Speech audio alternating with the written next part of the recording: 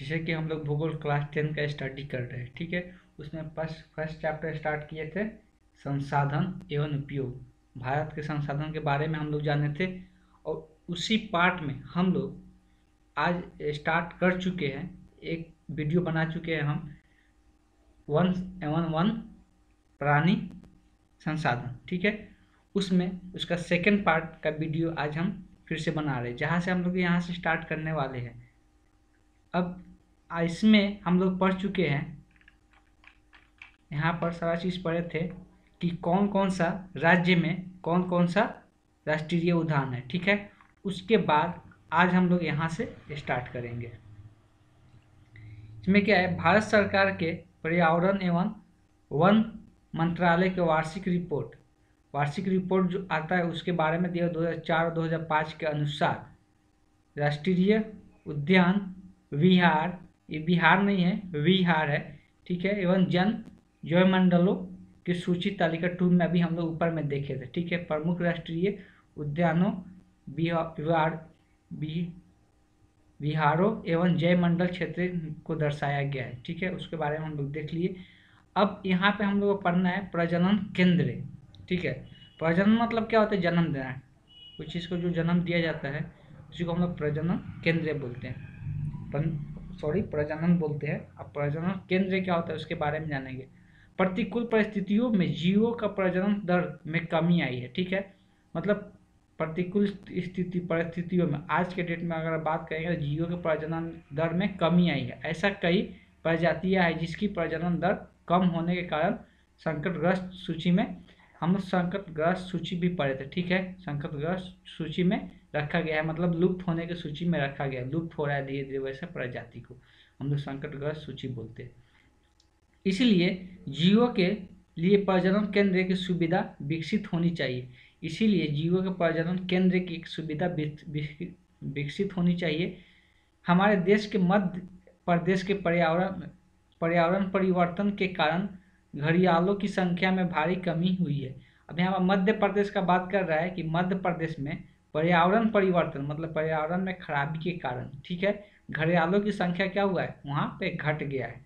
इसलिए इनके संरक्षण के लिए मरैया मध्य प्रदेश में है, कहाँ पे, मुरैना, ठीक है। मुरैना कहाँ पे है, मध्य प्रदेश में, जो कि एक घड़ियाल प्रजनन केंद्र स्थापित किया गया है, एक प्रजनन केंद्र बनाया गया है, जो कि अपने से लोग वहाँ पे बनाया गया है कि वहाँ पे कौन सा कि मुरैना जगह में कि घड़ियाल वहाँ पे अपने बच्चे को जन्म दे सके, ठीक है।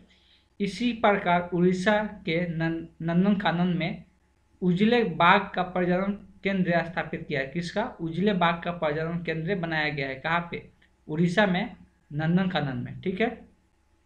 उड़ीसा में नंदनकानन में उजले बाघ का प्रजनन केंद्र स्थापित किया गया है। शिकार पर रोक, दूसरा आता है शिकार पर रोक, शिकार करने से रोकना। वन प्राणियों के ह्रास मतलब कमी के एक प्रमुख कारण है कि शिकार और उनके विभिन्न उद्देश्यों के लिए फंसाना, ठीक है। एक तो वन प्राणी का कमी होने का कारण क्या है कि शिकार करने की वजह से और विभिन्न तरीका से उसको फंसाना मतलब फांस में ले लेना और उसको ले जाकर बेच देना। इसका आर्थिक महत्व होने के कारण मतलब उस आर्थिक महत्व का मतलब उससे पैसा लोग कमाते हैं, ठीक है, बेचने से, इसलिए आर्थिक महत्व होने के कारण इसका दोहन हो रहा है, मतलब इसका एक हम लोग बोल सकते हैं इसको बेचा जा रहा है। यद्यपि फंसाना, शिकार करना, व्यापार करना कानूनी रूप से क्या है, वर्जित है, मतलब कानूनी रूप से माना है कि कोई भी प्राणी को फंसाना नहीं है, शिकार नहीं करना है, व्यापार भी नहीं करना है। किंतु स्थानीय राज्य एवं अंतर्राष्ट्रीय स्तर, अब स्थानीय राज्य का मतलब बोल रहा है कि हम लोग के देश के बारे में, ठीक है। अंतर्राष्ट्रीय मतलब क्या, देश से बाहर स्तर पे इसकी कालाबाजारी होता है, हम लोग पहले भी देख चुके हैं, जिसके कारण वन जीव का तेजी से दोहन हो रहा है। इस पर सरकार द्वारा सख्त कानून कार्रवाई भी की जा रही है। स्वयं सेवा संस्थानों को भी आगे लाया जा रहा है, मतलब बहुत सारा संस्थान बनाया जा रहा है इसको रोक लगाने के लिए। स्थानीय जनता को जागरूक किया जा रहा है, मतलब इसके बारे में बताया जा रहा है कि ऐसा मत कीजिए।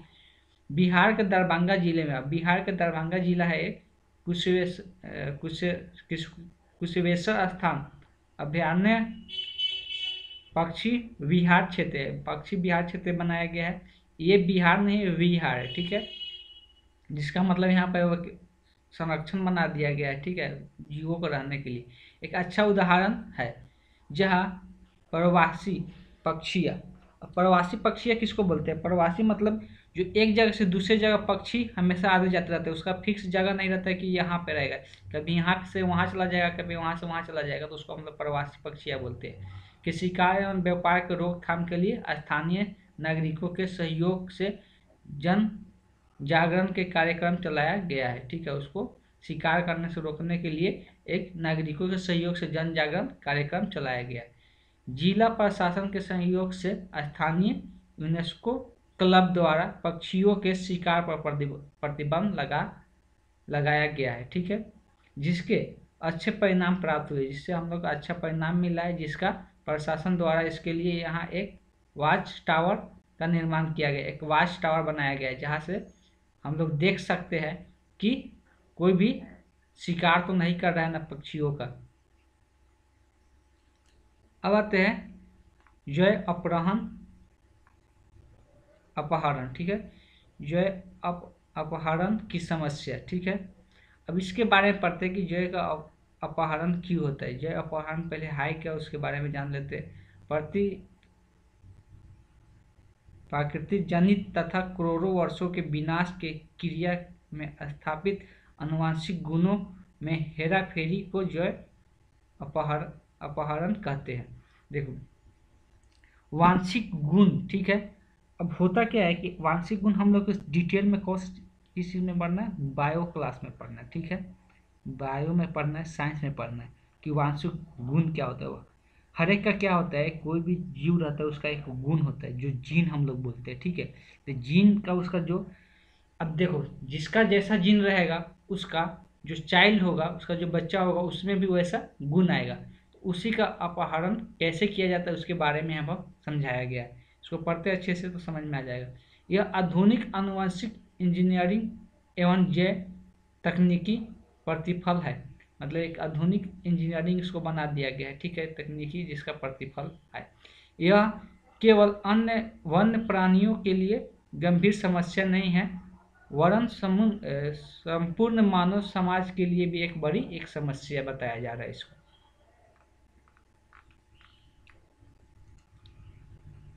बनती जा रही है विभिन्न प्रकार के जीवों के वनस्पतियों के आनुवंशिक गुणों के पता लगाकर दूसरे जीवों के एवं पौधों में प्रत्यारोपण के द्वारा अन्य प्रकार के जीव एवं पौधों के विकसित किया जाता है। अब इसमें लिख क्या रहा है कि जो अच्छे गुण वाले हैं, ठीक है, अच्छे गुण वाले जो भी वनस्पति है उससे, ठीक है, पौधों के प्रत्यारोपण द्वारा अन्य प्रकार के जीव एवं पौधों का विकसित किया जा रहा है। मतलब ऐसा किया जा रहा है कि मतलब दूसरे प्रकार का क्या बोल सकते हैं, अच्छे गुण वाले पौधे के साथ उसका प्रजनन करा के, ठीक है, उसको एक विकसित जीव, मतलब विकसित वनस्पतियां में, मतलब विकसित जीव बोल सकते हैं, वनस्पति बोल सकते हैं, एक विकास किया जा रहा है। इस कार्य के विभिन्न देशों में जय अपहरण होता है, यही आनुवंशिक गुणों के हेराफेरी की जाती है। कहने का मतलब है कि मान लो किसी दूसरे देश में उसका जो आनुवंशिक गुण है, ठीक है, कोई वनस्पति है, कोई पेड़ पौधा है, उसका गुण क्या है, बहुत अच्छा है, तो अब वो उस गुण का हम लोग अपने देश में भी लाना चाहते हैं, तो यहाँ से क्या करना पड़ेगा, अपहरण करना पड़ेगा, खरीदना पड़ेगा, चोरी करना पड़ेगा। अब ये गुण लाकर यहाँ पे एक विकसित किया जाएगा, नया पौधा बनाया जाएगा, ठीक है, जिसका गुण इससे मैच करेगा। तो अब यहाँ ये क्या कहलाएगा, ये अपहरण कहलाएगा। विकासशील देशों में जैव संपदा तथा विकसित देशों द्वारा अपनाई गई बायोप्रेसी के कई उदाहरण देखने में आया है। उपयोगी जर्म प्लाज्म, यहाँ पर लिखा हुआ है, उपयोगी जर्म प्लाज्म की पहचान तथा इसमें आवश्यक परिवर्तन में प्रतिस्थापन कर ऐसे संभव है कि अमेरिका में उगाई जाने वाले धान की एक प्रजाति का नाम क्या है, जर्म प्लाज्मा, भारत के बासमती चावल के जर्म प्लाज्मा के समान है। यहाँ बताया जा रहा है कि जो जर्म प्लाज्मा जो किसका, अमेरिका का है, वैसे ही चावल इंडिया में पाया जाता है, जिसको हम लोग बासमती के नाम से जानते हैं, ठीक है। पश्चिमी अफ्रीका में पाए जाने वाला पंडी प्लांडा ब्रेजियनी ब्रेजील का नाम का पौधा इसी प्रकार इसी प्रभाव में आ गया है। इस पौधे में पाए जाने वाले एक प्रकार के प्रोटीन का मिठास चीनी से इतना गुना अधिक है। अब ये क्या है, एक पौधा का नाम दिया हुआ है जो कि कहाँ पे है, ब्राजील में है, ठीक है। अब इसमें एक प्रभाव देखा गया है कि इससे मतलब चीनी का जितना मिठास होता है उससे 200 गुना अधिक उसका मिठास होता है। इसके कैलोरी भी कम होती है, कैलोरी भी कम होता है। कैलोरी मतलब क्या, मतलब एनर्जी, ठीक है। कैलोरी मतलब इसका एनर्जी भी कम होता है। जैसे मोटापा बढ़ा देता है तो क्या होता है, कैलोरी की वजह से होता है। चीनी हम लोग इसीलिए बोलते हैं चीनी कम खाने के लिए क्या होता है, कैलोरी को बढ़ा देता है। इसमें कैलोरी भी कम होता है, मिठापा भी ज़्यादा होता है। अमेरिका द्वारा मिठास उत्पन्न करने वाले जीन की पहचान कर ली गई है। मिठास उत्पन्न करने वाला मतलब ये मिठास जो उत्पन्न करता है इसका जीन की पहचान कर लिया गया है। इस जीन को मक्का के पौधों में प्रतिस्थापित कर मकई के पौधों को चीनी से भी अधिक मिठास तथा कम कैलोरी वाला जैविक उत्पादन प्राप्त करने की दिशा में शोध किए जा रहे हैं। मतलब इस पर क्या किया जा रहा है, उपयोग किया जा रहा है, क्या करने की कोशिश किया जा रहा है कि मक्के के पौधे में उस जीन को मक्के के पौधे में डालकर, ठीक है, प्रतिस्थापित मतलब उसके जीन को मक्के के पौधे में डाल के मक्के के पौधे को मिठास बनाने के लिए और कैलोरी कम करने के लिए। तो अब हम लोग क्या करेंगे, अगर ऐसा हो जाता है तो हम लोग मक्के का पौधे से ही हम लोग चीनी की जगह हम लोग मक्के का पौधे का यूज करेंगे, ना कि गन्ना का यूज करेंगे, ठीक है। आप समझ सकते हैं कि गन्ने से चीनी का उत्पादन तथा निर्यात करने वाले देशों के लिए जैव अपहरण कहलाएगा। अब यहाँ से हम लोग ये बता सकते हैं जहाँ पे चीनी का निवास होता है, ठीक है, निर्यात होता है उस जिस देश से, अब वहाँ के लिए ये क्या कहलाएगा, जैव अपहरण कहलाएगा, ठीक है। एक प्रकार का चुनौती है। इसके लिए अब कई राष्ट्रों द्वारा कठोर कदम उठाए जा रहे हैं, ठीक है। इसके लिए कई राष्ट्रों द्वारा कठोर कदम उठाए जा रहे हैं। हॉट स्पॉट चिन्हित कर जैव संपदा पर पाबंदी लगाई जा रही है। हॉट स्पॉट चिन्हित का मतलब ऐसा कोई जगह जहाँ पे ये काम चल रहा है उसको चिन्हित कर लिया गया है और वहाँ पे प्रतिबंध लगाया जा रहा है। यहाँ हॉट स्पॉट का मतलब भी दिया हुआ है, क्या होता है, मतलब संरक्षण करने के लिए, इससे बचाने के लिए वो जगह पहचान कर जोड़ दिया गया है। इसका 2 हॉट स्पॉट निर्धारित करने के लिए कि यहाँ पर हॉट स्पॉट है उसको निर्धारित करने के लिए 2 प्रमुख चीज होता है। पहला होता है देशज प्रजातियां। देशज मतलब क्या होता है, जो देश के प्रजाति की संख्या निर्धारित ऐसी प्रजातियां अन्य और कहीं नहीं पाई जाती है। तो पहले तो ये देखा जाता है कि वैसी जातियां जहाँ जो जिस देश में पाया जाता है, मान लो कि इंडिया कंट्री में कोई ऐसा प्रजाति है जो दूसरे कंट्री में नहीं है, तो सबसे पहले उसकी संख्या निर्धारित कर लिया जाता है हॉटस्पॉट बनाने के लिए, ठीक है। दूसरा क्या किया जाता है, अधिवास मतलब रहने की जगह, ठीक है। अधिवास मतलब क्या होता है, मतलब रहने की, आवास को हम लोग बोलते हैं रहने की जगह। आवास पर अतिक्रमण की सीमा निर्धारित किया जाता है। अतिक्रमण मतलब उल्लंघन की सीमा निर्धारित किया जाता है कि मतलब इसको जैसे हॉटस्पॉट बनाना है तो कुछ एक सीमा होना चाहिए ना, तो उसका आवास को एक सीमा बना दिया जाता है कि इतना सीमा में हॉटस्पॉट रहेगा। हॉटस्पॉट किस लिए यूज करते हैं, यहाँ पर कोई मतलब गलत काम नहीं हो, ठीक है, संरक्षण के लिए, मतलब उसको बचाव के लिए। अब आते हैं बाघ परियोजना। तो बाघ परियोजना क्या होता है, प्रोजेक्ट टाइगर।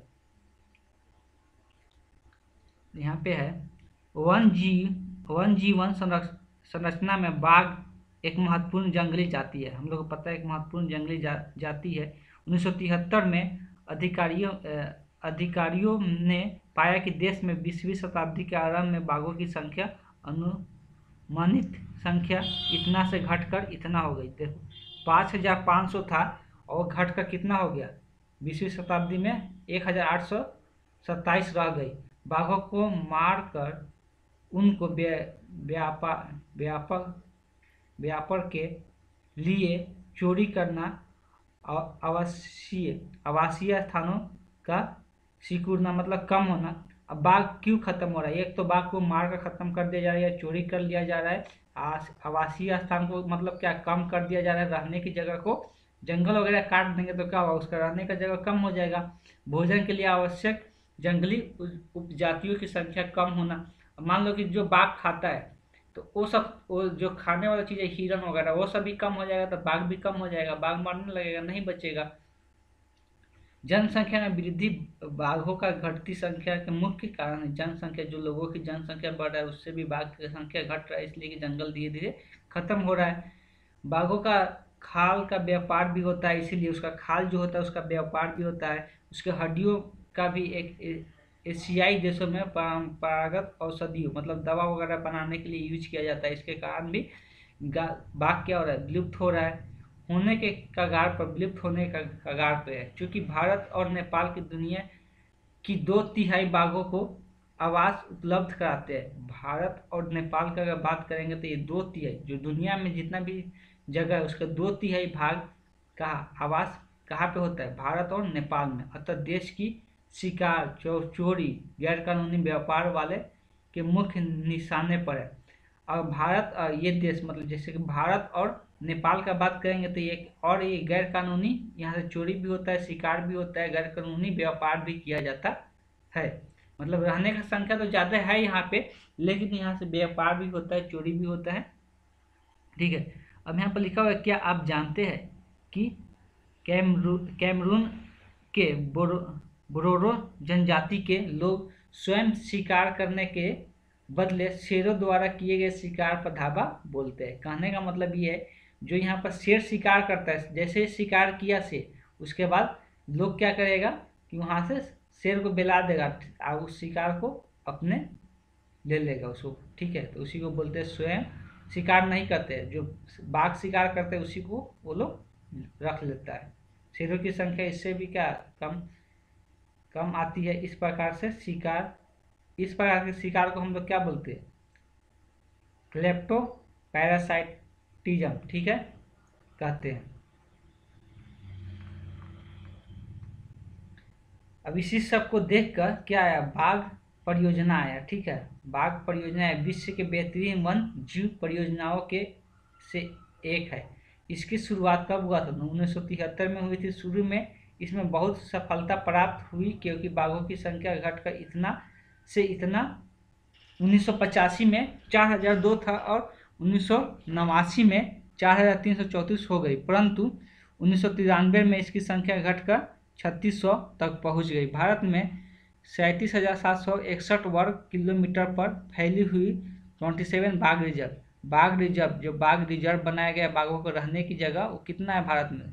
27 हुए। ठीक है, बाघ संरक्षण मात्र संकटग्रस्त जाति को बचाने का प्रयास नहीं है, खाली ये ऐसा नहीं है कि सिर्फ संकटग्रस्त जाति को बचाने का एक संरक्षण है, अपितु इसका उद्देश्य बहुत बड़े आकार के जय जाति को भी बचाना है। ठीक है, बहुत बड़ा जय जाति को भी बचाना है।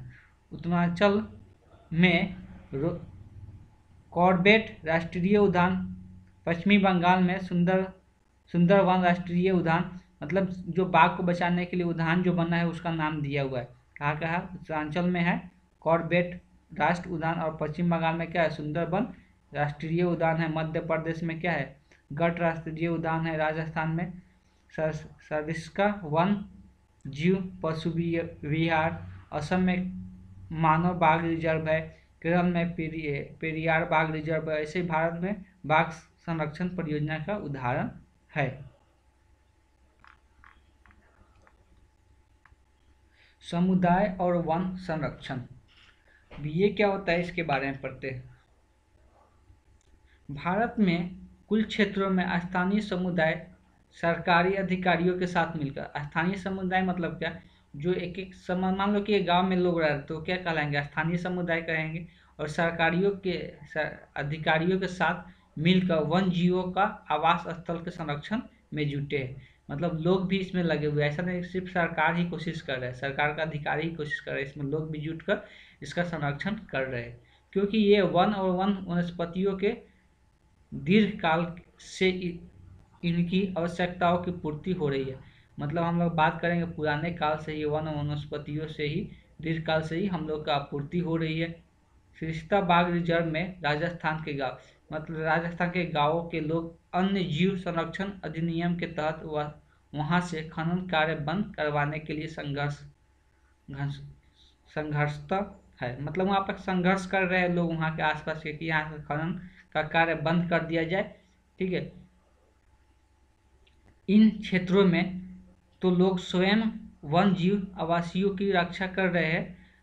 राजस्थान के अलवर जिले में 5 गांवों के लोगों ने तो 1200 हेक्टेयर वन भूमि भैरोदेव डाकौ बिहार चोरी घोषित कर दी, जिसके अपने ही नियम कानून है जो शिकार वर्जित करते हैं, मतलब शिकार से रोकते हैं, बाहरी लोगों के घुसपैठ से यहाँ का वन जीवन को बचाते हैं। मतलब ऐसा नहीं है सिर्फ इस पर गवर्नमेंट का आदमी ही काम कर रहा है, जितना भी लोग है कोई कोई यहाँ पर दे रहा है ना, 4 या 5 गांव मिल के खुद ही एक क्या किया कि रिजर्व बना दिया। मतलब वहाँ से कोई आदमी आ जा नहीं सकता, वो सिर्फ जीव जंतुओं मतलब वन जीवों के लिए ही रहेगा, वहाँ पे कोई घुसपैठ अंदर नहीं जा सकता है।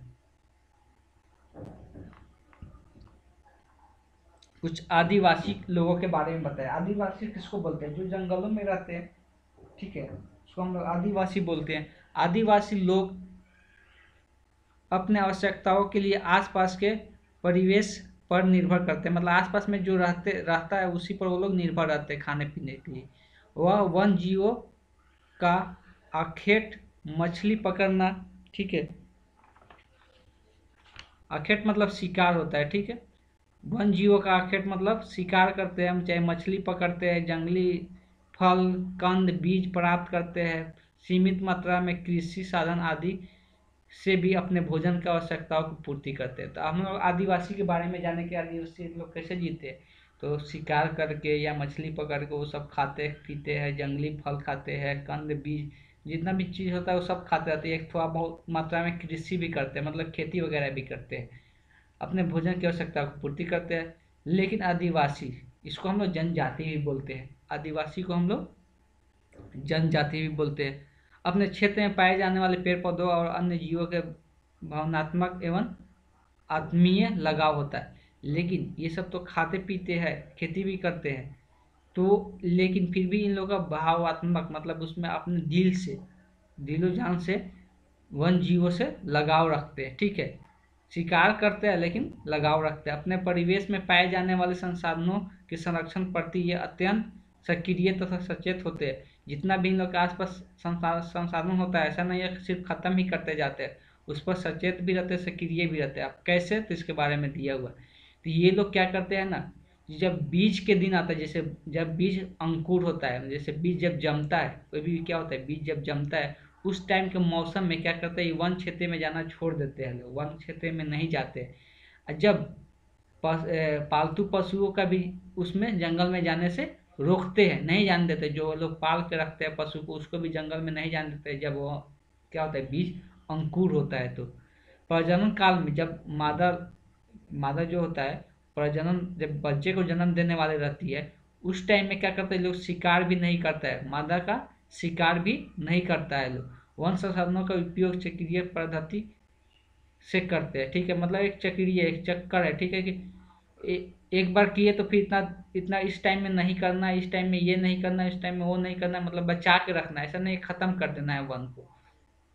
वन के खास क्षेत्रों में सुरक्षित रख उसमें प्रवेश नहीं करते हैं, मतलब सुरक्षित रख के उसमें प्रवेश नहीं करते। समय समय पर आवश्यकता अनुसार वृक्षरोपण तथा उसकी रक्षा भी करते हैं, मतलब वृक्ष भी लगाते हैं, उसका रक्षा भी करते हैं। इस प्रकार के जनजातीय क्षेत्रों में वन स्वाभाविक संरक्षण प्राप्त हो जाता है। तो यहाँ पर साफ साफ समझ में आ गया होगा कि जनजातियों का क्या सोच है। वो लोग तो जंगल का, वन का सारा चीज यूज करते हैं, लेकिन उसका सुरक्षा भी करते हैं, संरक्षण भी करते हैं अच्छी तरह से, कि ये खत्म नहीं हो। अरे हिमालय के प्रसिद्ध चिपको आंदोलन, अब एक चिपको आंदोलन है उसके बारे में दिया हुआ है। चिपको आंदोलन यहाँ पे दिया हुआ, अच्छे से पहले समझ लेते हैं चिपको आंदोलन होता है क्या। ठीक है, तो चिपको आंदोलन होता क्या, उत्तर प्रदेश टेहरी गढ़वाल पर्वतीय जिले में सुंदरलाल बहुगुणा के नेतृत्व में, क्या नाम है, सुंदरलाल बहुगुणा के नेतृत्व में, ठीक है, कहा के उत्तर प्रदेश के टेहरी गढ़वाल में, ठीक है, क्या किए थे ये, अनपढ़ जनजातियों द्वारा, मतलब ये लोग अनपढ़ थे, ऐसा नहीं था कि पढ़े लिखे हुए थे, अनपढ़ जनजातियों द्वारा 1972 में यह आंदोलन आरंभ किया गया था। कौन सा आंदोलन? चिपको आंदोलन। किस लिए? इस आंदोलन में स्थानीय लोग ठेकेदारों के कुल्हाड़ी से हरे पेड़ पौधे काटते देखकर उससे बचाने के लिए अपने आगोश में पौधों को घेर कर इसकी रक्षा करते थे। इसे कई देशों में स्वीकारा गया। ये लोग क्या करते थे, अगर कोई ठेकेदार लोग पेड़ पौधा काटने आते थे, ये लोग क्या करते थे, वहां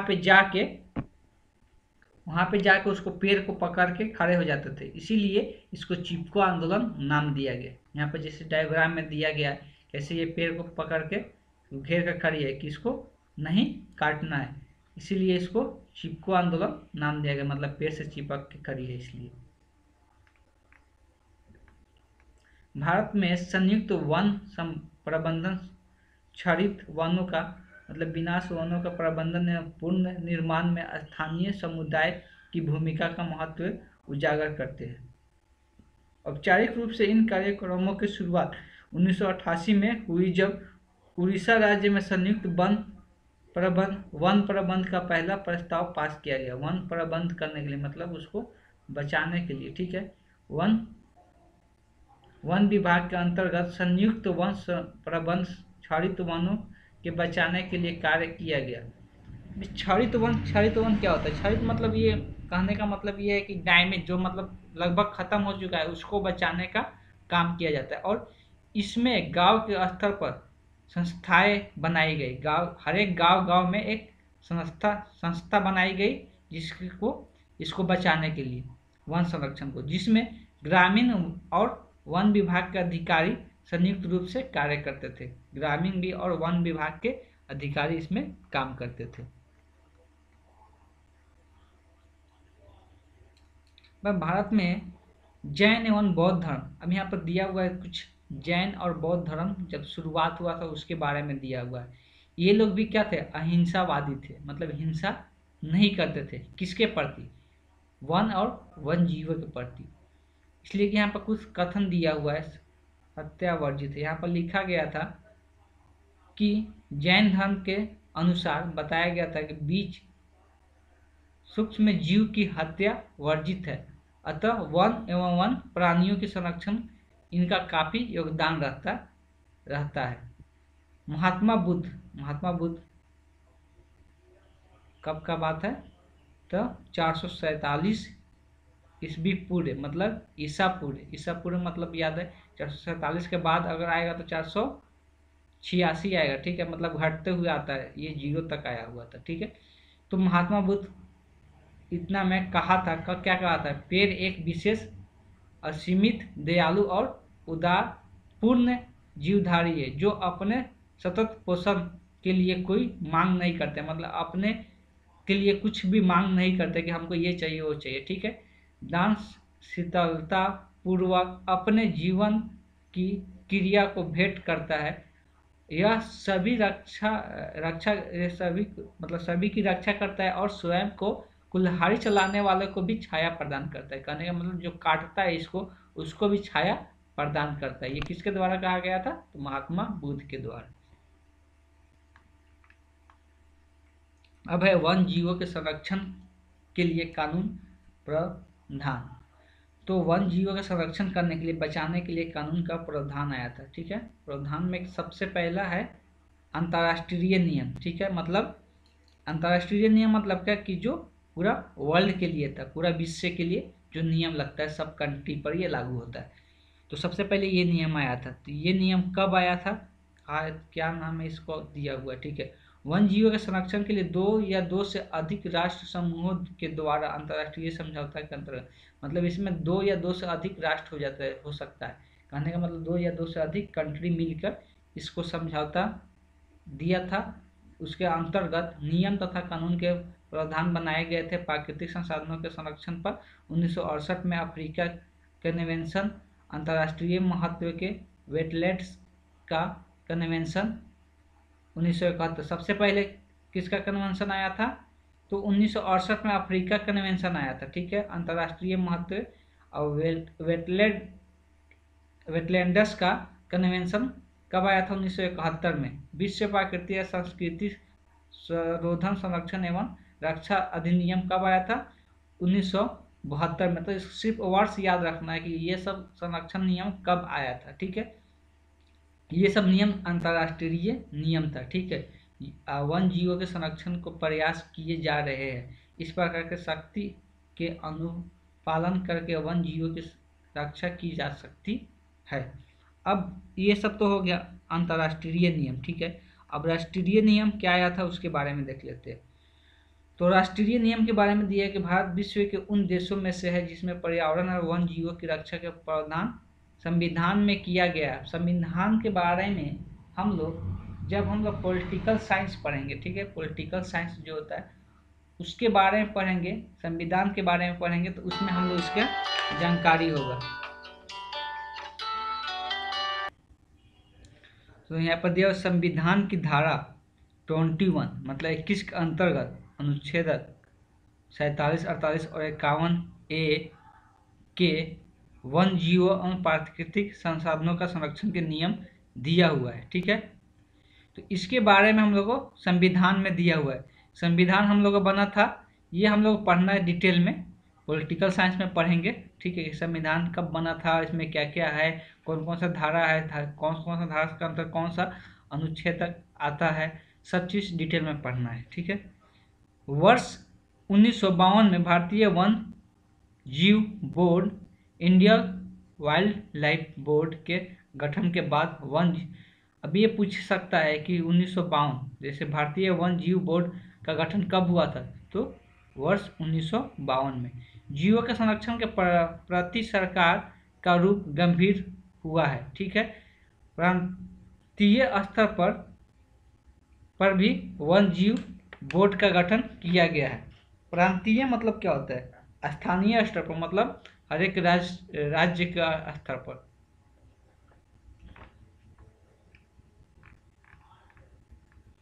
वन जीव सुरक्षा एक्ट 1972 में आया था। नियमावली 1947, 1973 एवं संशोधित एक्ट, मतलब संशोधित मतलब क्या, उसको थोड़ा चेंज करके, जो पहले से एक्ट रहता है उसको थोड़ा सा चेंज करके फिर से लाया जाता है, उसको हम लोग संशोधित एक्ट बोलते हैं। जो 1951 के अंतर्गत पक्षियों तथा जानवरों के शिकार पर प्रतिबंध लगाया गया है। वनों के संरक्षण के लिए बनाए गए वन संरक्षण एक्ट 1980 एवं नियमावली 1981 के भी कानून प्रावधान बड़े प्रभावशाली है। अब वन के संरक्षण के लिए भी कानून बनाया गया है जो कि 1980 और 81 में बना था। जैव विविधता अधिनियम 2002 के अंतर्गत जैव विविधता के संरक्षण के लिए स्थानीय प्रमंडल, जिला और राज्य स्तर पर कमेटियां गठित करने का प्रावधान किया गया था। कब? 2002 में जैव विविधता पे, ठीक है। कौन कौन सा स्थानीय प्रखंड पे, जिला पे, हर एक जिला में इसको गठित किया गया था। वन जीवों के संरक्षण को ही ध्यान में रखकर प्रत्येक राज्य से कहा गया कि वे राज्य स्तरीय जानवर और पक्षियों की घोषणा करें। मतलब हर एक राज्य को कहा गया कि स्तरीय जानवर और पक्षी को घोषणा करें, ठीक है। तो राष्ट्रीय स्तर पर बाघ राष्ट्रीय जानवर है, और पक्षी का बात करेंगे तो राष्ट्रीय पक्षी कौन है? मयूर, जिसको मोर बोलते हैं, ठीक है। तो इस बात को भी याद रखना है कि राष्ट्रीय पक्षी हम लोग का कौन है? तो मोर है। और राष्ट्रीय जानवर कौन है? तो बाघ है। वन जीव एवं जैव विविधता का उपयोगिता, ठीक है। वन जीव और जैव विविधता की उपयोगिता क्या है, इससे हम लोगों का क्या फायदा होता है, ठीक है। प्राकृतिक अधिवासी वातावरण में विकसित होने वाले पौधों और जंतुओं के वन जीव कहते हैं। जो प्राकृतिक वातावरण में विकसित होने वाले पौधे और जंतु है उसी को हम लोग क्या बोलते हैं? वन जीव बोलते हैं। इस प्रकार के इसमें दो चीज़ आता है, पादप आएगा, दूसरा जंतु आएगा। पादप को इंग्लिश में बोलते हैं फ्लोरा, जंतु को फौना। वन जीवों के दो भाग होते हैं, यहाँ पर दो भाग पता चल गए। जैवमंडल में विभिन्न अंग है, यह हमारी धारा पर अमूल्य मतलब महत्वपूर्ण धरोहर है, ठीक है, हम लोग के महत्वपूर्ण धरोहर उत्तराधिकार मतलब है, ठीक है। अन्य जीव सदियों से हमारे सांस्कृतिक और आर्थिक क्षेत्रों में महत्वपूर्ण भूमिका निभाते हैं। अब हम लोग जो वन के जीव बोलेंगे, जंगल में जो जीव वगैरह रहते हैं, वन जीव, वन और वन जीव के सदियों से हमारे मतलब जितना भी वन जीव है, जितना भी हम पृथ्वी पर जीव रहता है उसको हम लोग वन जीव बोलते हैं, जो सदियों से हमारे सांस्कृतिक और आर्थिक में मतलब सांस्कृतिक में भी फायदेमंद हुआ है, आर्थिक सहायता भी हम लोग का महत्वपूर्ण भूमिका निभाते हैं। इनमें हमें भोजन क्या क्या देता है, सबसे पहले देखो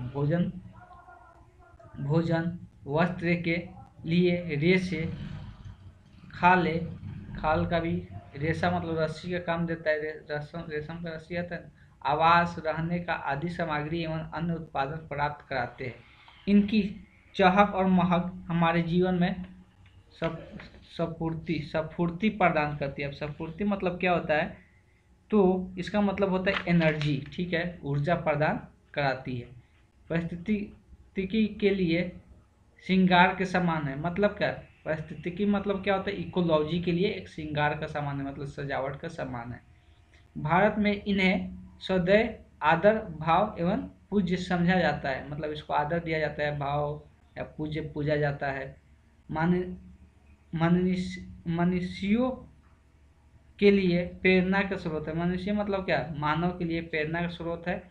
तो सैलानियों के लिए आकर्षण का विषय है, सैलानियों के लिए मतलब सैर करने घूमने वाले लोगों के लिए भी ये एक आकर्षण का विषय है।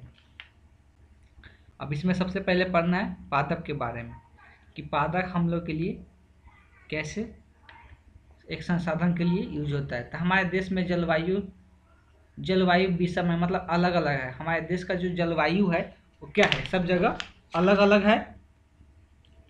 अब वस्तुतः संसार में जितने भी प्रकार के जलवायु है वह सभी जलवायु हमारे यहाँ पाए जाते हैं। जो हमारे अपने देश का बात करेंगे तो संसार में जितना भी जलवायु है सब जलवायु हम लोग के देशों में पाए जाते हैं। यही कारण है कि हमारे देश के अनेक प्रकार का वनस्पतियाँ पाई जाती है। यही कारण है कि हमारे देश में क्या होता है, बहुत प्रकार का वनस्पति पाई जाती है। हम इन्हें मोटे तौर पर 8 वनस्पति क्षेत्र में बांट सकते हैं, इसलिए हम लोग इसको मोटे तौर पर 8 वनस्पति क्षेत्र बना दिए। अब कौन कौन सा है तो उसके बारे में जान लेते हैं। तो सबसे पहला है पश्चिमी हिमालय वनस्पति क्षेत्र, जो हिमालय के पास, ठीक है, हिमालय हम भारत के नक्शा में बताए थे कि हिमालय क्या पर होता है, जैसे कि ये ऊपर वाला पार्ट हो गया, ठीक है, ऊपर वाला इस साइड में क्या है, हिमालय है, ठीक है। तो हिमालय, पश्चिमी हिमालय यहाँ पर दिया हुआ है। इस क्षेत्र में विस्तार कश्मीर से कुमाऊं तक, कश्मीर क्या है, कश्मीर का नाम सुने ही होंगे, कश्मीर से कुमाऊं तक ये चीर देवदार कोनधारी वृक्ष फैला हुआ है, ठीक है, मतलब कुछ वृक्ष का नाम दिया जाएगा जो वहाँ पे है।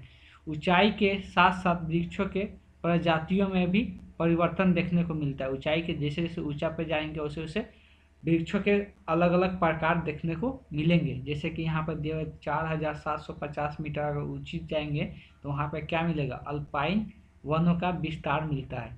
मतलब जैसे जैसे ऊंचाई पर जाएंगे वैसे वैसे अलग अलग प्रकार का वन मिलेगा। तो अब हम लोग पढ़ेंगे पूर्वी हिमालय वनस्पति क्षेत्र। इस क्षेत्र में ओक, छोटी बेत तथा फूलों वाले सदाबहार वृक्ष मिलते हैं। फूलों वाले भी सदाबहार मतलब जो हमेशा के लिए उगते रहते हैं, मतलब फलते रहते हैं। असम वनस्पति क्षेत्र, असम का बात बोल रहे कि असम में वनस्पति क्षेत्र, यह ब्रह्मपुत्र और सुरमा घाटी के बीच का क्षेत्र है। ब्रह्मपुत्र नदी का नाम है और सुरमा घाटी के बीच के क्षेत्र है। यहाँ मुख्य रूप से सदाबहार वन मिलते हैं। सदाबहार वन मतलब जो हमेशा ग्रीन रहता है, ठीक है, उसका कभी भी सूखता नहीं, हमेशा ग्रीन ही रहेगा। अब जैसे यहाँ हम लोग जो वन वृक्ष देखेंगे क्या हमेशा क्या रहता है, हमेशा क्या ग्रीन ही रहता है, हमेशा हरा रहता है, नहीं रहता है, पत्ती सूख कर गिरने लगता है। सदाबहार वनों के बीच बीच में घने बसी एक लंबी घासों की झुरमुट मिलते हैं। मतलब सदाबहार जो वन होता है उसके बीच बीच में एक घनी बसे लंबे घासों के झुंड मिलेंगे। ठीक है, अब आएंगे सिंधु मैदान वनस्पति क्षेत्र। अब सिंधु मैदान वनस्पति क्षेत्र के बारे में देखो, इस क्षेत्र में पंजाब, कौन कौन सा राज्य में आता है, तो पंजाब, पश्चिमी राजस्थान, उत्तरी गुजरात के मैदान में को शामिल किया गया है। यहाँ पे क्या बबूल, नागफनी, खेजरी, आक आदि मुख्य पौधे मिलते हैं। उसके बाद है गंगा की मैदानी वनस्पति क्षेत्र। देखो ये सब भूगोल जो अब हम लोग पढ़ते हैं ना, भूगोल में कुछ समझने वाला चीज़ रहता है, लेकिन जो 9 क्लास का भी हम भूगोल देख रहे हैं इसमें ज़्यादा समझने वाला चीज़ नहीं है। अगर पढ़ते जाएंगे ऐसे ही समझते जाएंगे, लेकिन कुछ कुछ पार्ट आता है भूगोल को जो हम लोग को समझना जरूरी रहता है, लेकिन अभी तक वैसा पार्ट मिला नहीं है। हम लोग को सिर्फ पढ़ना है, पढ़ के समझना है। इसमें कुछ कुछ टर्म होता है जो समझने में दिक्कत होता है, वहाँ पे हम बता दे रहे हैं इसका मतलब क्या हो रहा है। ठीक है, गंगा मैदानों में वनस्पति क्षेत्र, जो गंगा के मैदान होता है वहाँ पे वनस्पति क्षेत्र तो अरावली से बंगाल और उड़ीसा के बीच के क्षेत्र में अंतर्गत रखा गया है। इसको कहाँ पे रखा गया था, अरावली से बंगाल और उड़ीसा के बीच में रखा गया है। यह क्षेत्र कृषि प्रधान क्षेत्र है, इसलिए यहाँ वन बहुत कम विस्तृत है। मतलब यहाँ ज़्यादा कृषि होता है, इसलिए यहाँ पे वन बहुत कम मिलते हैं। जहाँ तक बांस, साल, खैर, तंदू के वृक्ष पाए जाते हैं। ये जो कुछ वृक्ष का नाम दिया हुआ है। अब है दक्षिण का पठारी वनस्पति क्षेत्र। अब ये कहाँ पे रहता है, इसमें पूरा दक्षिण का पठारी क्षेत्र सम्मिलित किया गया है। दक्षिण का जो पठारी क्षेत्र है, पठारी मतलब है जो पहाड़ होता है, यहाँ पतझड़ वाले वृक्ष पाए जाते हैं। यहाँ पतझड़ वाले जो कि हम लोग के पास भी जो भी वृक्ष है क्या होता है, पतझड़ वाले वृक्ष होता है, मतलब पत्ते झड़ते हैं। ये सदाबहार वृक्ष नहीं है। ठीक है, इसके अतिरिक्त विविध प्रकार के जंगली झाड़ियाँ देखने को मिलती है इसमें। मालाबर वनस्पति क्षेत्र। अब मालाबर वनस्पति क्षेत्र क्या होता है, इसके अंतर्गत पश्चिमी तटीय क्षेत्र को रखा गया है। यहाँ पर गर्म मसाले, सुपारी, नारियल, रबर के वृक्ष अलावा काजू का, चाय एवं कॉफ़ी का भी वृक्ष पाया जाता है। किसके क्षेत्र में, मालाबार वनस्पति क्षेत्र में। ठीक है, उसके बाद है अंडमान वनस्पति क्षेत्र। यहाँ पर सदाबहार, अर्ध सदाबहार मतलब एक सदाबहार जो कि हमेशा क्या रहता है, ग्रीन रहता है। अर्ध सदाबहार मतलब आधा टाइम क्या रहेगा, ग्रीन रहेगा, फिर आधा पतझड़ रहेगा। एवं समुद्री तटीय जंगलों के प्रमुखता, समुद्री तटीय पर जो जंगलों की प्रमुखता होती है यहाँ पे अंडमान में। भारतीय वनस्पति क्षेत्र सर्वेक्षण के अनुसार यहाँ 47,000 पेड़ पौधों की प्रजातियाँ हैं। अगर भारत के वनस्पति संरक्षण के अनुसार देखा जाए तो कितना पेड़ पौधे हैं, कितना पेड़ पौधे की प्रजातियाँ है, तो 47,000 पेड़ पौधे की प्रजाति है, जिसमें 15,000 प्रजातियाँ वाहिनी वनस्पति के अंतर्गत आते हैं। वहाँ वाहिनी मतलब क्या, जो मनुष्य ने बनाया है। ठीक है, उसको हम लोग उसके अंतर्गत आते हैं। इसमें 35% प्रजातियाँ देशी है। ठीक है, हमारे देश के जो विश्व में और कहीं पर नहीं पाई जाती। हमारे देश का कहने का मतलब और कहीं पर ये नहीं पाई जाती है।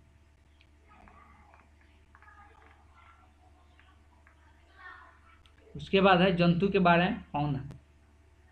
अभी हम इसके बारे में जानेंगे तो भारतीय प्राणी सर्वेक्षण कोलकाता के सर्वेक्षण के अनुसार हमारे यहाँ कितना 89,451 जीव जंतुओं के प्रजातियाँ पाई जाती है। मतलब इतना प्रकार के प्रजातियाँ पाई जाती है जीव जंतु को, जिसको हम लोग अगर प्रजातियाँ का जीव जंतु का नाम पूछेंगे तो मैक्सिमम कितना बता सकते हैं, ज़्यादा से ज़्यादा 200, 300, इससे ज़्यादा बता सकते हैं, नहीं बता सकते हैं।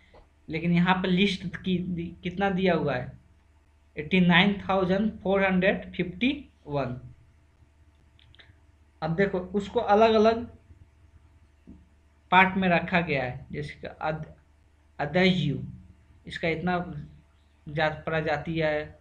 ऑर्थोपोडा, मोलस्कस, मतलब अलग अलग, जैसे मछलियाँ है तो इतना इसका प्रजातियाँ है। मछली इतना प्रकार के मतलब होता है, कहने का मतलब है। ठीक है, तो वैसे ही यहाँ पे दिया हुआ है टेबल में। इनमें कई लुप्त होने के कगार पे है, मतलब कई अब खत्म होने के कगार पे है। इनके संरक्षण के लिए सरकार ने कई कदम उठाए हैं। इनके लिए 89 उद्यान और 401 प्राणी उद्यान का विकास प्रमुख किया गया है। ठीक है। तो इसके अंतर्गत हम लोग देखें कि इतना प्राणी उद्यान का विकास प्रमुख है। इसके अंतर्गत सम्मिलित रूप से 1.56 लाख किलोमीटर के क्षेत्रफल में है। ठीक है। जैव विविधता की उपयोगिता, अब जैव विविधता जो होता है, ठीक है, उसका उपयोगिता क्या है, ज्ञात पूर्व आप यह जान ले कि जैव विविधता क्या होता है। सबसे पहले दिया हुआ जैव विविधता होता क्या है उसके बारे में पढ़ लेते हैं, उसके बाद उसका उपयोगिता बताएंगे। आपने पटना का संजय गांधी जैविक उद्यान का भ्रमण किया होगा, मतलब वहाँ पर गए होंगे, देखे होंगे।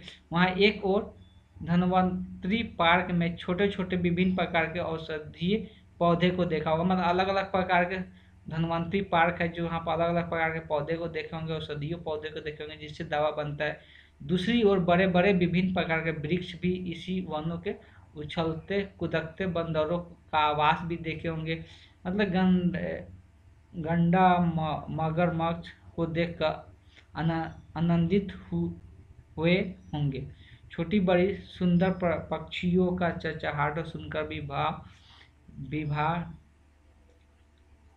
हुए होंगे। तो कहीं रेंगने वाले सांप वगैरह भी देखे होंगे। मतलब क्या होता है, जब हम लोग चिड़ियाघर में जाते हैं, भारत गांधी जैविक उद्यान में, तो उद्यान के यहाँ बात कर रहा है तो बहुत अलग अलग वहाँ प्रकार के चीज़ों देखने को मिलता है। ठीक है। वास्तव में स्थानीय स्तर पर यह जैविक उद्यान जैव विविधता का ही प्रतिनिधित्व कहलाता है। मतलब इसी को हम लोग क्या बोलते हैं, जैव विविधता बोलते हैं जब अलग अलग प्रकार के प्राणी को हम लोग देखते हैं। तो यह भूमिमंडल जो हम सबों का आवास है, सूक्ष्म जीवाणुओं और बैक्टीरिया से लेकर वट वृक्ष, हाथी और बुलवेल तक करोड़ों जीवधारी की अधिवास है। सर मतलब यहाँ पर क्या है कि हर एक जीव जंतु को रहने के लिए आवास है। ठीक है। बहुत प्रकार के जीव जंतु अलग अलग प्रकार के हम लोग देखते हैं, उसी को हम लोग क्या बोलते हैं, जैव विविधता बोलते हैं। सही अर्थों में यह पृथ्वी जैव विविधता का भंडार ही है।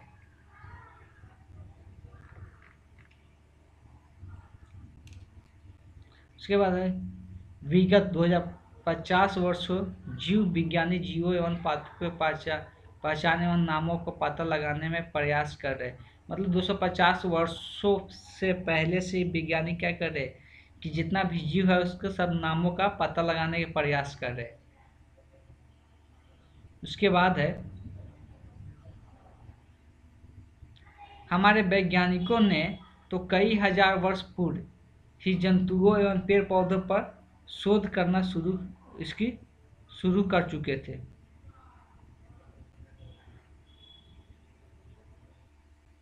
हमारे वैज्ञानिक जो थे कई हजारों वर्ष पूर्व ही जंतुओं और पेड़ पौधों पर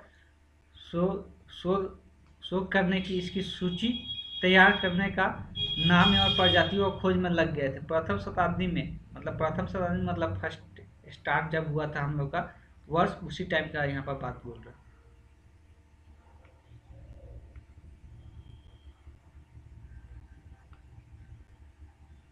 वैज्ञानिक ठीक है।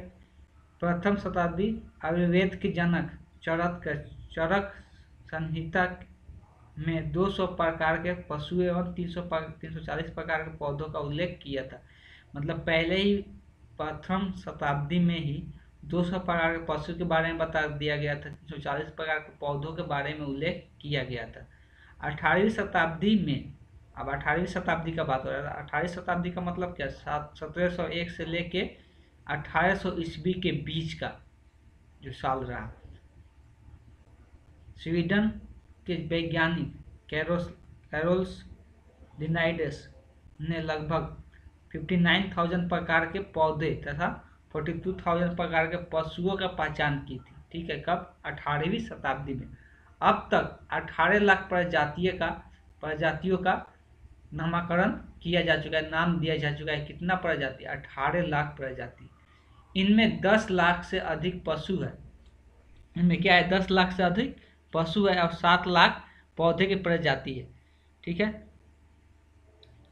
एक अनुमान के अनुसार विश्व में 50 लाख से अधिक प्रजातियां है। मतलब एक अनुमान लगाया जाता है कि विश्व में 50 लाख से अधिक प्रजातियां है। ठीक है। इसमें 17 लाख प्रजातियों का पहचान किया जा चुका है, जिसमें 7-10 लाख के आसपास पशु है और 7 लाख के आसपास क्या है प्राणी प्रजाति क्या है पौधे। ठीक है, कुल प्रजातियों में से आधा से अधिक प्रजातियां विश्व के अज्ञात उस कटिबंध वर्षा वनों में पाई जाती है।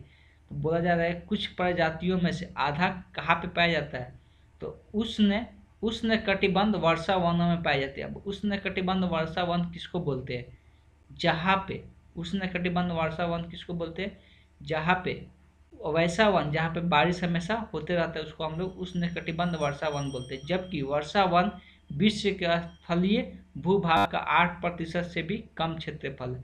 जहाँ पे हमेशा वर्षा होते रहती है वैसा वन क्षेत्र कितना है, भूभाग का 8% से भी कम क्षेत्र है। ठीक है, हमारे देश के जैव विविधता संदर्भ में विश्व के सर्वाधिक समृद्ध देशों में से एक है। मतलब अगर हम अपने देश का बात करेंगे तो यहाँ पर जैव विविधता बहुत प्रकार के पाया जाता है, मतलब बहुत प्रकार के जीव पाया जाता है।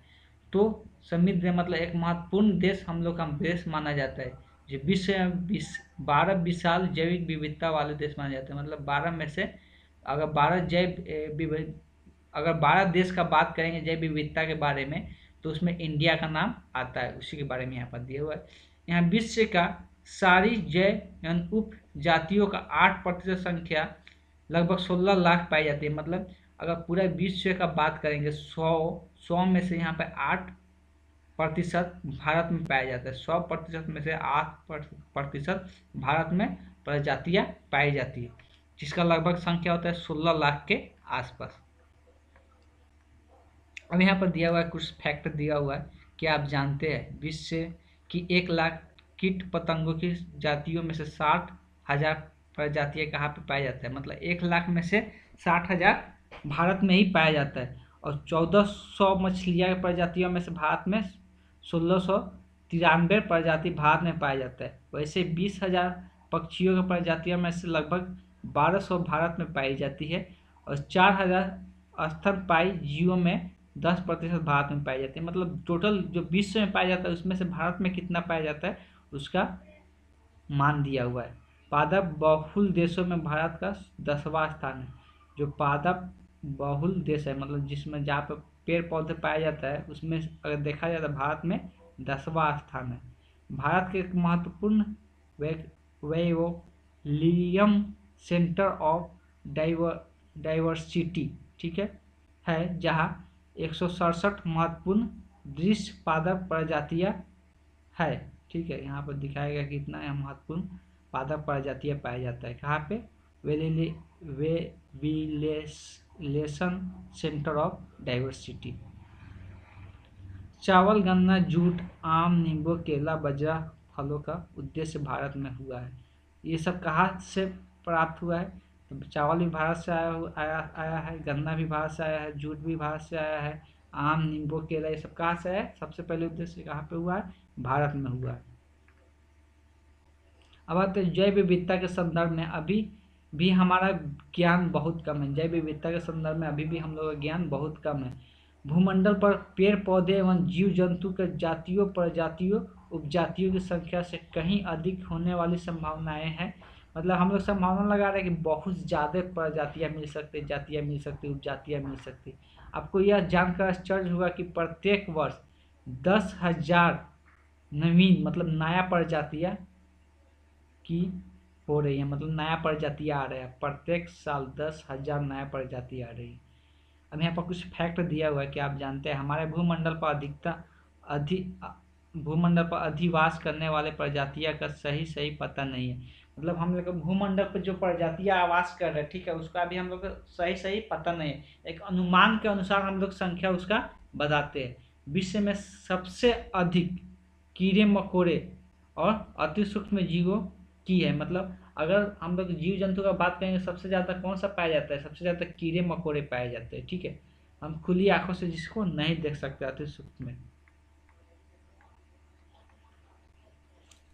हमारे देश के जैविक विविधता में भी समृद्ध देश है, मतलब एक महत्वपूर्ण देश है। सबसे समृद्ध जैव विविधता वाले क्षेत्र पश्चिमी घाट उत्तरी पूर्वी भारत में कहाँ पे पाया जाता है, पश्चिमी घाट। पश्चिम जो घाट है, पश्चिमी में जो घाट है, घाट मतलब क्या, समुद्र के किनारे। उत्तरी पूर्वी भारत में ही पाया जाता है क्रमशः। भारत में 4% और 5.2% भौगोलिक क्षेत्र में है। विश्व के 25 हॉट स्पॉट में इन्हें भी रखा गया है। कितना? विश्व के 25 हॉट स्पॉट में। विश्व में अगर 25 हॉट स्पॉट है उसमें इंडिया का भी नाम आता है। इसके असंख्य प्रकार के जैविक समूह रहते हैं। भारत में 33% पुष्पीय पौधे, पुष्पीय मतलब क्या होता है? जिसमें फूल निकलते हैं, भारत में पाए जाते हैं। इस प्रकार के 53% सवच्छ जल मछली भी पाया जाता है। 60% एम्फीबियन, 30% रेंगने वाले प्रजातियां पाई जाती है। 10% स्तनपायी प्रजातियां भारतीय मूल के है। यहाँ पर इतना सारा चीज दिया हुआ है। अब यहाँ पर एक और फैक्ट दिया हुआ है कि आप जानते हैं कम से कम 136 फसल प्रजातियां और 320 वन संबंधित प्रजातियां मूलतः भारत में पाई जाती है। हमारे यहाँ बड़ी संख्या में घरेलू प्रजातियां भी होती है। इसकी सबसे अच्छी उदाहरण चावल है। ये क्या है? घरेलू प्रजाति है, जिसकी 50,000 से 60,000 के किस्में भारत में पाई जाती है। अब चावल का अलग अलग किस्में, हम लोग चावल का कितना ज़्यादा से ज़्यादा 10-15 प्रकार के चावल जानते होंगे, लेकिन भारत में कितना? 50 से 60,000 किस्में पाई जाती है। तो हम लोग सोच सकते हैं इतना। अब यहाँ पर दिया पूर्वोत्तर भारत। पूर्वोत्तर भारत आप लोग को याद होगा, जो पूरब की ओर है राज्य को पूर्वोत्तर भारत बोलते हैं। पश्चिमी घाट, उत्तरी पश्चिम हिमालय और अंडमान निकोबार द्वीप समूह के मुख्य रूप से देहज क्षेत्र के रूप में प्रसिद्ध है। मतलब देशी, देहज मतलब क्या? हमारे देश के क्षेत्र के रूप में प्रसिद्ध है। कौन कौन सा घाट? पूर्वोत्तर भारत, पश्चिमी घाट, उत्तरी पश्चिम हिमालय, अंडमान निकोबार द्वीप। कुछ एम्फीबियन पश्चिमी घाट में भारतीय मूल के हैं। कुछ एम्फीबियन जो होते हैं, एम्फीबियन एक प्रकार होता है किसका? जीव का। ठीक है, उसको हम लोग बायोलॉजी में अच्छे से पढ़ेंगे। घाट के भारतीय मूल के हैं। यूनेस्को एक ऑर्गेनाइजेशन का नाम है। इसके सहयोग से भारत में 14 जैव मंडल आरक्षित क्षेत्र की स्थापना की गई है। जैव मंडल आरक्षित क्षेत्र की स्थापना की गई है। यह क्षेत्र निम्नलिखित तालिका में प्रदर्शित किया गया है। तो आरक्षित क्षेत्र यहाँ पर दिया हुआ है तालिका में। ठीक है, जैसे कि नीलगिरी एक आरक्षित क्षेत्र है। जैव मंडल रिजर्व क्षेत्र है, इसका नाम दिया हुआ है। और कुल कितना क्षेत्र है फैला हुआ वो दिया हुआ है। और स्थिति कहाँ, कौन कौन सा राज्य में पाया जाता है, वहाँ पे इसका नाम दिया हुआ है। तो इसको याद करने वाला चीज़ है। इस टेबल को हम लोग को याद करना है कि नंदा देवी कौन सा राज्य में पाया जाता है। ठीक है, जैव मंडल रिजर्व नंदा देवी कौन सा राज्य में कहाँ पे पाया जाता है, तो इसको याद करने वाली चीज़ है। तो आप इसको याद कर सकते हैं। यहाँ पे भारत का नक्शा दिया हुआ है, चित्र दिया हुआ है। और इसमें क्या बताने की कोशिश किया गया है कि कौन सा पशु कहाँ पे किस स्थान पे पाया जाता है, उसको दिखाने की कोशिश किया गया है। ठीक है, अब बात है इसके बारे में कुछ पढ़ लेते हैं क्या दिया हुआ है। राष्ट्र के स्वस्थ जैव मंडल एवं जैविक उद्योग के लिए समृद्ध जैव विविधता अनिवार्य है, मतलब जरूरी है। जैव विविधता से हम आस पड़ोस के अपरोक्ष लाभ उठाते हैं। जैव विविधता की वजह से ही हम आसपास में लाभ उठाते हैं। अब कैसे उठाते हैं उसको देखते हैं। जैव विविधता हमारे लिए भोजन, औषधियाँ। अब जैव विविधता हम लोग का क्या क्या काम में आता है? एक तो भोजन खाने में काम में आता है, औषधि दवा वगैरह बनाने में, बच्चे दवाइयों में बनाने में, रेशो मतलब रस्सी वगैरह बनाने में, रबर बनाने में, लकड़ियों का साधन करने में, कई सूक्ष्म जीवों का उपयोग बहुमूल्य उत्पाद तैयार करने के लिए उद्योगों में प्रयोग किया जाता है। मतलब कारखानों में भी इसका प्रयोग किया जाता है। तो हम लोग को पता है ये सब अलग अलग कहीं कहीं जगह यूज किया जाता है। यह हमें मुफ्त में बहुत सारे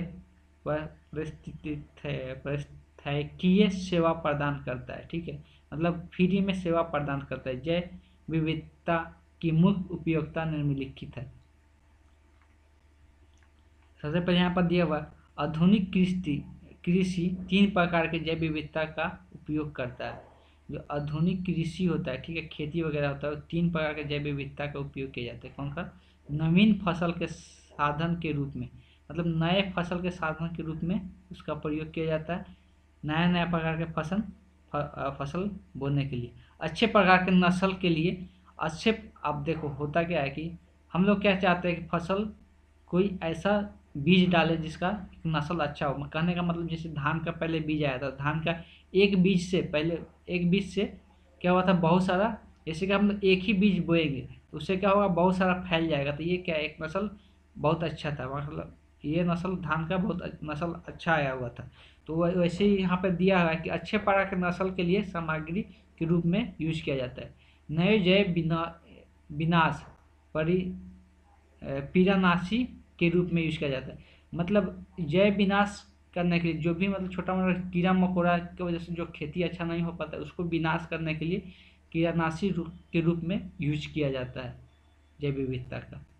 मानव के भोजन पूर्णतः जैविक संसाधन से प्राप्त होता है। मानव का भोजन कहाँ से प्राप्त होता है, जैविक संसाधन होता है वहीं से प्राप्त होता है। कई हजारों प्रजातियां खाद्य योग्य पौधों की है। मतलब हम लोग जो खाते पीते हैं वो सब कहाँ से आता है, सब पौधों से ही लगभग आता है। किंतु लगभग 85% संसार का भोजन 20% से कम पौधे की प्रजातियां से खेती द्वारा उत्पन्न किया जाता है। मतलब 85% अपना संसार का भोजन कहाँ से मिलता है, 20 प्रकार के पौधे की प्रजातियां से खेती द्वारा उत्पन्न किया जाता है। मतलब खेतों में बोकर हम लोग अपना खाना अपना क्या बोल करते हैं, मतलब खाना आप हम लोग वहां से प्राप्त करते हैं। शेष 15% पशुओं से उत्पन्न किया जाता है। और शेष 15% पशुओं से, मतलब 85% तो हम लोग क्या जो भोजन प्राप्त करते हैं कहाँ से, पौधों की प्रजातियां से, और 15% पशुओं से। नई प्रजातियां पौधे एवं जंतु के खोज बढ़ती जनसंख्या के भोजन के लिए सहायक होंगे। जितना भी नया नया प्रजातियां हम लोग ढूंढेंगे वो हम लोग खाने पीने के लिए एक अलग संसाधन के रूप में प्रयोग होगा। हम यहाँ पर दिया विकसित पौधों एवं घरेलू जानवरों के कुशल नस्ल आधुनिक खेती रीढ़ की हड्डी है। कहने का मतलब कि विकसित पौधे एवं घरेलू जानवरों के कुशल नस्ल, मतलब अच्छे नस्ल वाले आधुनिक खेती की रीढ़ की हड्डी कहलाता है। बहुत सारे विकसित प्रकार के फसलें और अन्य उपयोगी पौधों के प्रजनन क्रिया की योजना के द्वारा विकसित किए गए हैं। मतलब क्या किया जाता है, प्रजनन कराकर उसको फसल को हम लोग और विकसित करते हैं अलग अलग नस्ल के पौधे के साथ। जंगली प्रजातियों के अनुवांशिकता जीन, मतलब हम लोग जो जीन हम लोग पढ़ते हैं कि हम लोग शरीर के सेल में क्या जीन पाया जाता है, का प्रयोग नए गुणों के लिए विकसित किए गए हैं, नए गुणों के लिए होता है। जैसे रोग रोधी अथवा विकसित घरेलू प्रजातियों का उपज के लिए। उदाहरण के लिए एशिया में धान की खेती 4 प्रमुख रोगों से संरक्षण, एक अकेला जंगली भारतीय चावल प्रजातियां और जिया निवारा से किया जाता है। अब यहाँ पर दे रहा है उदाहरण के लिए कि एशिया के धान के खेती के 4 प्रमुख रोगों के संरक्षण एक अकेला ही कर लेता है भारत के जंगली भारत चावल, जो कि प्रजातियां पाई जाती है उसका नाम क्या है, और जिया निवारा से किया जाता है। अब हम लोग आते हैं यहाँ पे जैव विविधता का उपयोग बहुत सारे औषधीय, मतलब दवाई वगैरह बनाने के लिए यूज किया जाता है। बहुत सारे तत्व से रोग उपचार गुणों को पौधे से प्राप्त किए जाते हैं। जैसे मॉर्फिन का उपयोग दर्द निरोधक के लिए किया जाता है। मतलब दर्द को कोई भी इंसान को, मनुष्य का जब दर्द होता है तो मॉर्फिन का एक पौधा होता है जिसके लिए दर्द भगाने के लिए यूज किया जाता है। और पपावर सोनिफेरम से प्राप्त किए जाते हैं। कहाँ से? पपावर सोनिफेरम से प्राप्त किए जाते हैं। म्यूकनाइड मलेरिया को ठीक करने के लिए किया जाता है। क्यूनाइन किसके, मलेरिया को ठीक करने के लिए किया जाता है। चिंचोना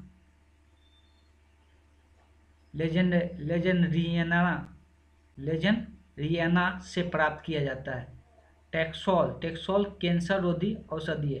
टैक्सोल एक पेड़ का नाम है जो किस में काम करता है, कैंसर को ठीक करने में काम करता है, जो एक प्रकार का सदाबहार वृक्ष होता है। जो सदाबहार वृक्ष हम लोग समझ चुके हैं, सदाबहार वृक्ष किसको बोलते हैं, जो हमेशा ग्रीन रहता है, हमेशा मतलब ग्रीन रहता है।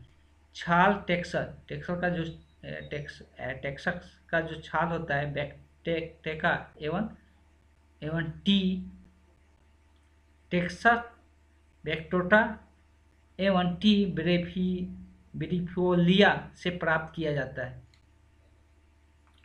अधिकतर परंपरागत दवाइयों का निर्माण पौधों से होता है। मतलब कहने का मतलब जितना भी हम लोग दवा वगैरह बनाते हैं वो सब अधिकतम किससे होता है, पौधों से ही निर्माण किया जाता है। यहाँ पर दिया हुआ है 25% भज्य दवाइयाँ केवल 120 पौधीय प्रजातियों से तैयार किया जाता है। मतलब 25% दवा कितने प्रजातियों के पौधों से, मतलब कितने प्रकार के पौधों से किया जाता है, तो 120 पौधों के प्रकार से किया जाता है। अब क्या आप जानते हैं दिसंबर 1947 में एक सच्ची कहानी के बारे में जानते हैं, टॉपिकल, इसके बारे में पढ़ेंगे। पहले यहाँ पर इंपॉर्टेंट कुछ पॉइंट दिया हुआ पढ़ लेते हैं। आयुर्वेदिक एवं यूनानी दवाइयाँ पादप जंतु एवं खनिजों से तैयार किया जाता है। जो भी आयुर्वेदिक दवा और यूनानी दवाइयाँ बनता है, घास किससे बनता है, पेड़ पौधों से बनता है, जंतुओं से बनता है, खनिजों से बनता है।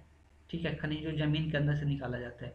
आयुर्वेदिक जनक चरक ने हजारों वर्षों पूर्व पादप जंतु एवं खनिज का उपयोग रोग उपचार के लिए किया जाता था।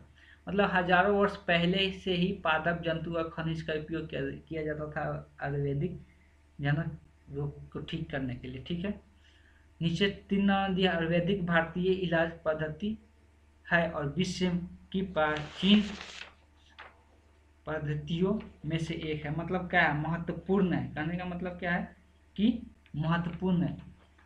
पद्धति मतलब क्या होता है कि महत्वपूर्ण है। मेथड, सॉरी महत्वपूर्ण नहीं बोल सकता, आयुर्वेदिक भारतीय इलाज पद्धति है, मतलब एक मेथड है और विश्व में ये प्रचलित है। अब यहाँ पर इस कहानी के बारे में जान लेते हैं। 1947 के एक सच्ची कहानी के बारे में। ट्रॉपिकल बॉटनिकल गार्डन एक एवं रिसर्च इंस्टीट्यूट नामक संस्था एक टीम केरल के पश्चिमी घाट के जैविकी अभियान पर थी। इस टीम के मतलब एक टीम था, किसका टीम था, TBCRI के एक टीम गया था। कहाँ पे, केरल में पश्चिमी घाट के पास। आदिवासियों के कुछ सदस्यों के मार्गदर्शन के रूप में साथ में लिया गया था। और इसके साथ में अब ये जो टीम दिए गए थे केरल के पश्चिमी घाट में, अब वहाँ के बारे में तो जानकारी नहीं, तो वहाँ के आदिवासी के साथ में कुछ आदिवासी को ले लिया गया था साथ में, मार्गदर्शन दिखाने के लिए, कि जगह दिखाने के लिए। कहने का मतलब वैज्ञानिकों ने देखा कि यह लोग एक फल खा रहे थे। वैज्ञानिकों ने देखा कि आदिवासी जो लोग थे एक फल खा रहे थे, जिससे उन्हें दुर्बल मार्ग चलने की बावजूद काफ़ी ऊर्जावान बना दिया। मतलब दूर तक चलने के बावजूद भी उन लोगों की शक्ति खत्म नहीं होता, ऊर्जा खत्म नहीं होता, वो लोग उन लोगों के पास एनर्जी बहुत ज़्यादा रहा था। जब वैज्ञानिकों ने इसका भोग किया तो उन्होंने भी अचानक ऊर्जा एवं शक्ति की अनुभूति हुई। जब उस फल जो खा रहे थे वो वैज्ञानिकों लोग भी खाया तो उन लोगों को भी ऊर्जा और शक्ति अचानक से आ गया शरीर में। तो वैज्ञानिकों ने इस फल की प्रति जिज्ञासा बढ़ी, मतलब उसके प्रति जानने का उत्सुक हुए वैज्ञानिक भी। मार्गदर्शक से जानकारी चाहिए किंतु ये इनकार करते रहे। अब जो आदिवासी मार्गदर्शक थे दिखाने के लिए घूम रहे थे साथ में, वो लोग से जानने की कोशिश किए वैज्ञानिक, लेकिन वैज्ञानिक को वो लोग नहीं बता रहे थे। इसे वह केवल पावन या रहस्य फल बताते रहे, इसको खाली बोलते रहे कि यह पावन या रहस्य फल है। और यह भी कहा कि यह फल हम लोगों के लिए, सिर्फ हम लोग के लिए है, बाहर लोगों के लिए नहीं है, बाहर के लोगों के लिए नहीं है। जब काफ़ी आग्रह किया गया तो मतलब काफ़ी कहा गया, बार बार कहा गया मार्गदर्शक से, तब उन्होंने क्या किया, इस पौधे को दिखाया। तब उन्होंने दिखाया, वैज्ञानिकों को दिखा दिए जो इसके फल का साधन था, जो इसके फल के साधन था उसके पेड़ पौधे को दिखाया गया, वैज्ञानिकों लोग देखे उसके, और उसका नाम बताया। जो मार्गदर्शक थे वो लोग उसका नाम बताया कि इसका नाम क्या है, आरोग्य पाचा बताया। ठीक है, इसका नाम आरोग्य पाचा बताया गया। जब वैज्ञानिकों ने इसकी जानकारी प्राप्त कर ली तो इस पर शोध किया, मतलब विचार किया, पाया कि यह तनाव रोधक है, मतलब तनाव को दूर करने में मदद करता है, और इसके अन्य लाभकारी और गुणकारी सक्रिय तत्व है।